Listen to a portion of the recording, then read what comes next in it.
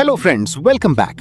कल market hours के बाद रिटेल ट्रेडर्स के सबसे बड़े heavyweight favourite defensive stock ITC limited ने अपने Q4 FY26 के फाइनेंशियल रिजल्ट्स फॉर्मली डिक्लेयर कर दिए हैं। अगला 2 मिनट 1 सेकंड के लिए भी स्किप मत करना, क्योंकि आज जो कॉर्पोरेट डेटा आप देखने वाले हैं वो आपका दिमाग घुमा देगा। अगर आप हेडलाइन न्यूज देख रहे हैं तो हर जगह लिखा दिखेगा कि आईटीसी का स्टैंडअलोन क्वार्टरली नेट प्रॉफिट पूरे 74% नीचे क्रैश हो गया है।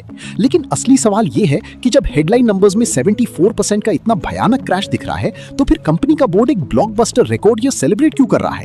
क्या ये रिटेल इन्वेस्टर्स को फंसाने के लिए कोई बहुत बड़ा ट्रैप तैयार किया गया है, या फिर इसके पीछे छुपा है एक hidden life changing buying opportunity? इस सस्पेंस का पूरा सच डिकोड करने के लिए आपको ये वीडियो पूरा एंड तक देखना होगा। मुझे अभी नीचे कमेंट करके बताएं, क्या आपके पोर्टफोलियो में आईटीसी के शेयर्स होल्ड पर हैं? आइए इस मिस्ट्री को सॉल्व करते हैं हमारी अगली स्लाइड पर। अब स्क्रीन पर इस पैट बोर्ड को बहुत ध्यान से समझिए। पहली नजर में स्टैंडअलोन प्रॉफिट 19,561 करोड़ से सीधे गिरकर 5,113 करोड़ दिखेगा, जो लगभग 74% का ड्रॉप है। लेकिन यहां आता है असली ट्विस्ट। ये कोई बिजनेस लॉस नहीं है, बल्कि एक हाई बेस इफेक्ट का झटका है। दरअसल पिछले साल इसी क्वार्टर में आईटीसी को corporate hotel demerger and accounting restructuring की वजह से 15,163 करोड़ रुपीस का एक वन टाइम एक्सेप्शनल गेन हुआ था।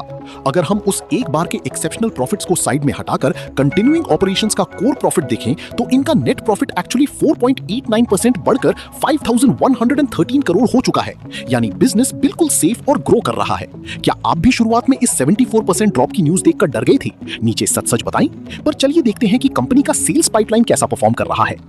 अब देखिए इनकी सेल्स ग्रोथ का solid data board. Standalone revenue 17.3% बढ़कर 21,694 करोड़ रुपीस हो गया है, और कंसोलिडेटेड बिजनेस ऑपरेटिंग रेवेन्यू भी लगभग 17% के जंप के साथ 23,821 करोड़ को टच कर चुका है। सबसे कमाल की बात यह है कि रॉ मटेरियल्स की इन्फ्लेशन के बावजूद कंपनी का कोर ऑपरेटिंग प्रॉफिट यानी ईबिटा 4.9% बढ़कर 6,462 करोड़ रुपीस पर आ गया है, और ईबिटा मार्जिन 35.5% पर एक्सपैंड हुए हैं। इसका मतलब साफ है कि मार्केट में चाहे जितनी महंगाई हो, आईटीसी के पास ऐसी कमाल की प्राइसिंग पावर है कि वो अपने मार्जिन्स को आसानी से प्रोटेक्ट कर लेता है। लेकिन उनका कौन सा बिजनेस वर्टिकल सबसे ज्यादा कैश जनरेट कर रहा है और कहां थोड़ी कमजोरी है, चलिए इसे ब्रेक डाउन करते हैं।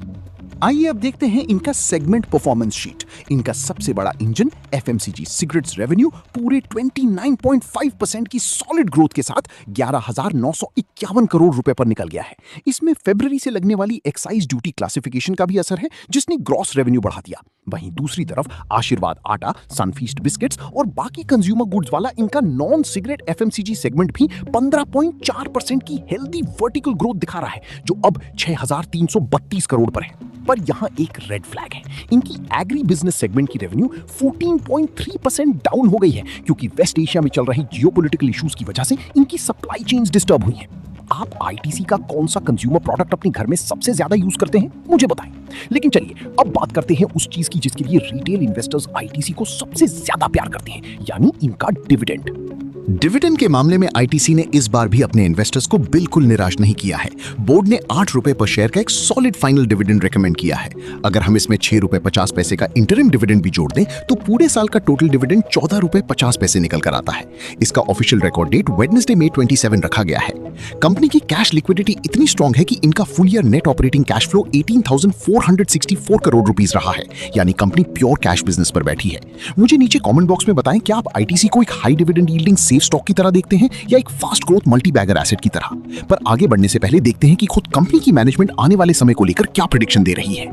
टॉप मैनेजमेंट ने आने वाले क्वार्टर्स के लिए 3 बहुत बड़े सिग्नल्स दिए हैं। पहला, उनका मानना है कि इंडियन मैक्रो एनवायरनमेंट बिल्कुल रोबस्ट है, पर शॉर्ट टर्म में ग्लोबल टेंशन और इंपोर्टेड इन्फ्लेशन की वजह से कॉमन रिटेल बायर्स थोड़ा सोच समझकर खर्च कर रहे हैं। दूसरा बड़ा रिस्क उन्होंने बताया है इमर्जिंग एल नीनो कंडीशंस और इंटेंस हीट वेव्स का, जो रूरल इकोनॉमी यानी खेती बाड़ी की डिमांड साइकिल को अफेक्ट कर सकती है।